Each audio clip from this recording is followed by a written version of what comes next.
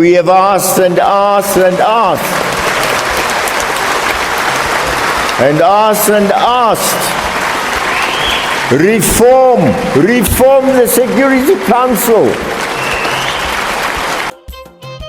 ሓደ አፍሪካዊ ንአውሮፓ እንትኸይዱ ስደተኛ ይበሃል።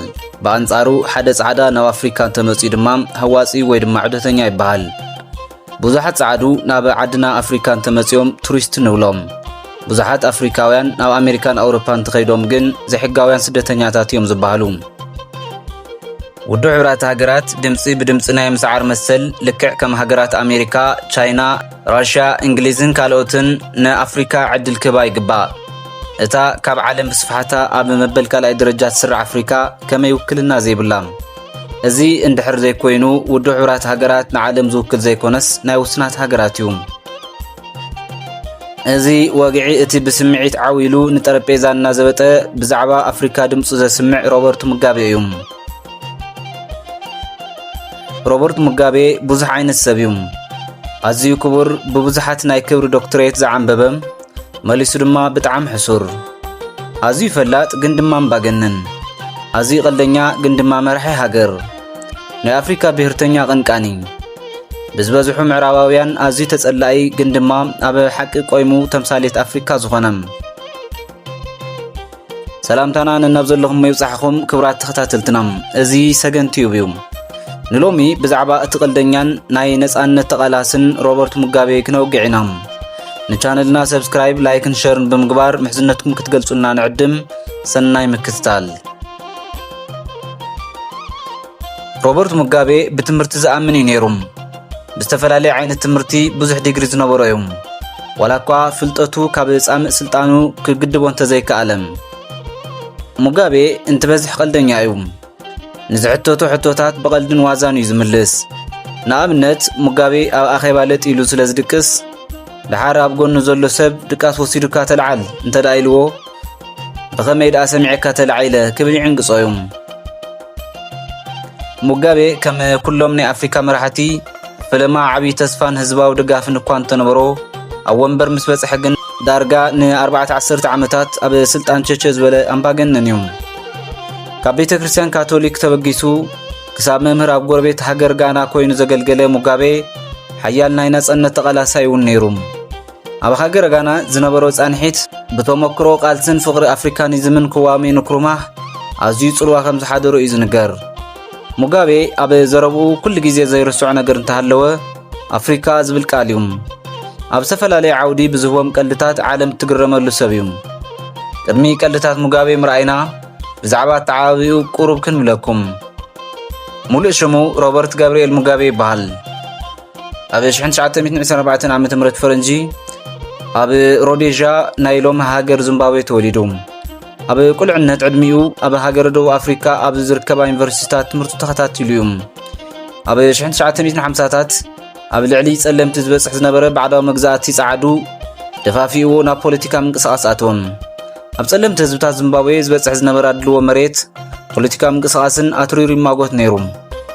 ኣብ ናይ አፍሪካ ብሔራዊ ምንቅስቓሳት ተጠርኒፉ ኣብ 1963 ውድብ ዛኑ ወይ ድማ ዚምባብዌ አፍሪካን ናሽናል ዩኒየን እንትምስረት ካብቶም መራሕቲ ሓደ ኮይኑ ተመረጸ። ሙጋቤ ብፖለቲካ ምንቅስቓሱ ምኽንያት ን10 ዓመታት ኣብ ቤት ማእሰር ጸኒሑ እዩ። ድሕሪ ነዊሕ ቃልሲ ጸለምቲ ኣብ 1980 መንግስቲ ዚምባብዌ እንትምስረት ፈላማይ ቀዳማይ ሚኒስትር ድሓር ድማ ፕሬዚዳንት ኮይኑ ተመሪጹ እዩ። ሙጋቤ ኣብ ሓደ ወቕቲ ቆርማት ድኻን ከርታትን እዩ ነይሩ። ሙጋቤ ኣብ ሓደ እዋን ድማ ኣዝዩ ዝነኛን ሃፍታምን። ሙጋቤ ኣፍቃርን ኣመንዝራን እውን እዩ። ሙጋቤ በአሜሪካን አውሮፓን ኣዝዩ ዝጽላእ ንአፍሪካውያን ግን ኣህጉራዊ ጅግና እዩ ነይሩ። ሙጋቤ ንዚምባብዌ ነጻ ኣብ ዘውፀሉ እዋን ብብዙሓት ዩኒቨርሲቲታት ዝተዋህቡ ናይ ክብሪ ዶክትሬት ድሓር ዝተሓደገ ፈላማይ መራሒ እዩ። ኣብ ዜጋታት ሃገሩ ብጉድለት ሰብኣዊ መሰል እውን ዝኽሰስ ኣምባገነን እዩ። ሙጋቤ ህይወቱ ዝተወሳሰበ ብብዙሕ ኣንፈት ዝለዓል መራሒ ነይሩ። ሙጋቤ ምስ ሓንቲ ጋናዊት ቆንጆ ፍቕራዊ ርክብ ጀሚሩ ድሓር ቀዳማዊት እመቤት ገይርዋ ድሕሪ ምጽንሑ ኣብ ልዕሊኣ ንጸሓፊቱ ካልኢት ቆንጆ ደሪቡ ሓዳር መስረተ ሰብ እዩ። ሙጋቤ ንሃገሩ ዚምባብዌ በዓል ዓብዪ ውዕለታ እዩ። ንሱ ፖለቲካ እናመርሐ ተዋጋእቲ ዕጡቓት ብምድርጃው ነጻነት ክትረክብ ዝገበረ እዩ። ብመዳይ ዲፕሎማሲ እውን ምስ ብዙሓት ሃገራት ትሕብር ሓቲቱ እዩ።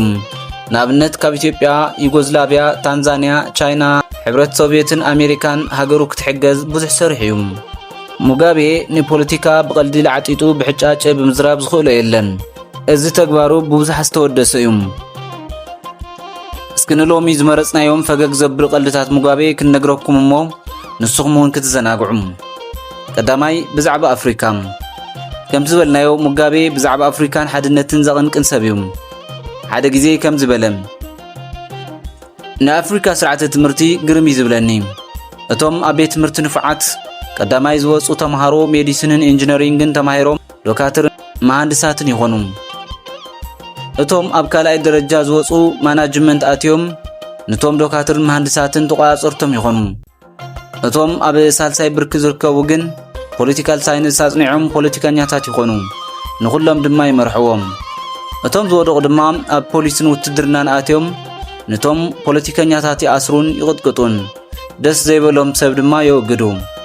ካብ ኩሉ ዝገርም ድማ እቶም ኣብ ክላስ ዘይርከቡን ዝፍርፉን ተምሃሮ መራሕቲ ሃይማኖት ኮይኖም ኩሉ ህዝቢ ይኽተሎም ይብል። ካልእ ብዛዕባ ምዕራባውያን ዝብሎ ድማ ኣገራሚ እዩ። ሙጋቤ ንምዕራባውያን ኣዝዩ ዝጸልእ ምንም ዘይኣምኖም እዩ። በዚ ዝተልዓለ ጻዕዳ ቀቢርካ እዩ ዝእመን ዝብል ባህላውን ነይርዎም። ኣብ ሓደ ወቕቲ ውድብ ዛኑ ፒኤፍ ምርጫ ገይሩ ከም ዝተለመደ ብምጭርባር ምዕዋቱ እንትብሰር ሓደ ጋዜጠኛ ንምንታይ ካብ ኣሜሪካን ኣውሮፓን ተዓዘብቲ መረፃ ዘይመዓደምኩም እንትብሎ ብሓፂር ቃል ሙጋቤ ከምዚ ይብል፣ ንሶም ንምንታይ ኣበናቶም መረፃ ዘይዕድሙና። ብብዙሓት ኣፍሪካውያን ዝነኣድ ዘረባ ሙጋቤ ብዛዕባ ኣፍሪካ ግን ከምዚ ይብል፣ ሓደ ኣፍሪካዊ ንኣውሮፓ እንተኸይዱ ስደተኛ ይበሃል። ብኣንጻሩ ሓደ ጻዕዳ ናብ ኣፍሪካ እንተመፅኡ ግን ሃዋፂ ወይ ድማ ዕዶተኛ ንብሎም። ብዙሓት ጻዕዱ ናብ ኣፍሪካ እንድሕር መፅኦም ስቲልና ንፅውዖም። ብዙሓት ኣፍሪካውያን ናብ ኣሜሪካን ኣውሮፓን እንትኸዱ ግን ዘይሕጋዊ ስደተኛታት እዮም ዝበሃሉ። ካልእ ሙጋቤ ብዛዕባ ደቂ ኣንስትዮ ኣዕሪ ምቕላድ ይፈቱ ነበረ። ኣብዚ ደቂ ኣንስትዮ ተኸታተልትና እዚ ቀልዲ ሙጋቤ እምበር ምሳና ምንም ዘራኽብ ከም ዘይብሉ ክትግንዘባ ንሕብር። ናይ ወፃኢ ዜግነት ዘለዋ ጓል ናይ ምስዓም ዕድል ተረኺብካ ግጥም ኣቢልካ ሰዓማ። ምክንያቱ ንመላእ ህዝቢ ዚምባብዌ ወኪልካ ከም ትስዕማ ዘለኻ ከይትርስዕ። ደቂ ኣንስትዮ ኣሕዋተይ ክመኽረክን ዝናብ ምስ መፀ ቁፅሪ ጽብቕተይ ናፊቐኪ እናበለ ዝፅሕፈልክ ወዲ ንየበል እዮም። ምክንያቱ ንስኺ ጽላል ኣይኮንክን ካብ ዝናብ ትገላግል እዮም። ሙጋቤ ይቕጽል፣ ኣምላኽ ሓያል ተመራማሪ እዩ። ካብ ጸጋም ጎኒ ወዲ ተባዕታይ ፈልፊሉ ላውድ ስፒከር ሰሪሑ ይብል። በዓል ሓዳር ኮንካ ቆንጆ ተምሃሪት ምፍቃር ደስ ዝብለካ ተኾይኑ ንሰበይትኻ ናይ ተምሃሮ ዩኒፎርም ግዘአላ። ካልእ ብዛዕባ ቻይናውያን ዝረኸብዎ እንስሳ እዮም ዝበልዑ ምስ ሰምዐ ከምዚ ኢሉ ይበሃል፣ ኣዳምን ሄዋንን ቻይናውያን እንተዝኾኑ ነይሮም ክሳብ ሎሚ ኣብ ገነት ምነበርና። ምክንያቱ ተሰሓይቶም ነቲ ኣፀበለስ ዘይኮነስ ነቲ ከሳሓቶም ዝመፀ ገበል እዮም ክበልዕዎ ነይሮም ይብል። ስልጣን እግዚኣብሔር እዩ ዝሃበኒ ኢሉ ዝኣምን ሙጋቤ ኣብ ኮረቻ ስልጣን ን37 ዓመታት እዩ ጸኒሑ። ኣብ መበል 88 ዓመት ልደቱ ኣነ ብዙሕ ግዜ ሞይተን ተንስአን እየም፣ ኣብዚ ድማ ንኢየሱስ በሊፀዮ እየ ብምባል ቀሊዱ ነይሩ። ብዛዕባ እቲ ቀልደኛ መራሒ ኣብ ስልጣን ን37 ዓመታት ኮፍ ኢሉ ምጽንሑ ከይኣክል ኣብ ሓደ እዋን ብዛዕባ ናይ ቀጻሊ መደብ ኣብ ውድድር ወይ ድማ መረፃ ፕሬዚደንትነት እንትሕተት ዝሃቦ መልሲ ርኢና ክንውድእ ኢና።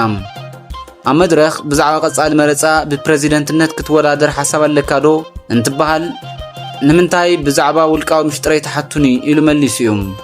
ዝኽበርኩም ተኸታተልትና ብዛዕባ ዝቐልደኛ ሰብ ብውሕዱ ዘቕረብናይ መደብና ነዚ ዝተኸታተልኩሞ ይመስል ነይሩ።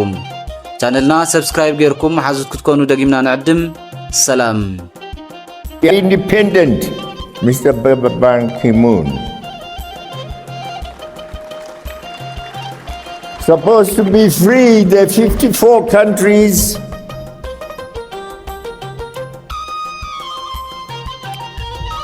We come to the United Nations, it's ceremonial. Every year, September, we are there. We pay lots of money to go there. And to the General Assembly, we make speeches, we go back home, year in, year out.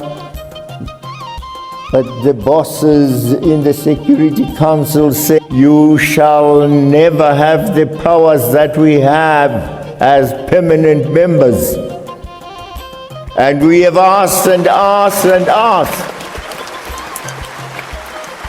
and asked and asked. Reform the Security Council.